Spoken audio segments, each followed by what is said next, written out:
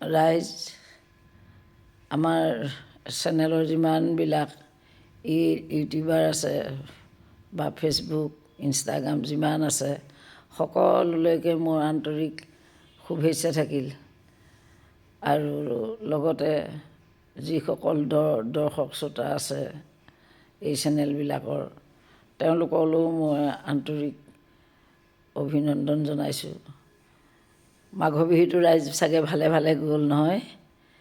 পিঠা বেছিকৈ খালে নেকি? তিলৰ লাড়ু তিলৰ পিঠা বেছি খালে আকৌ পেটৰ অসুখ হয়, তিলে মানে পেটটো অলপ কোমল কৰে। মোৰ অৱশ্যে অলপ প্ৰব্লেম কৰিলে, মই দৰৱ খাইহে ভাল পাইছোঁ। আপোনালোক সকলো পৰিয়াল ৰাইজ কুশলে থাকক, হাঁহি আনন্দৰে ঘৰখন সকলোৰে যিয়ে যেনেকৈ আছে সকলো ব্যৱসায় বাণিজ্যে শিক্ষাই দীক্ষাই আগবাঢ়ি যাওক।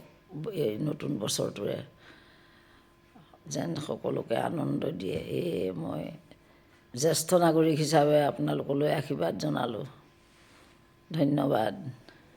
আৰু লগতে এটা কথা, 24 চনত যি কৰিলে এতিয়া 25 চনত আপোনালোকে লাইক কমেণ্ট শ্বেয়াৰ আৰু ফ'ল' কৰিবলৈ নেপাহৰিব দেই।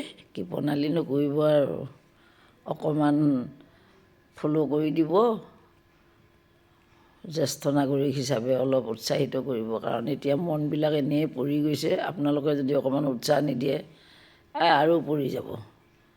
বাৰু যি হওক, ধন্যবাদ জনালোঁ।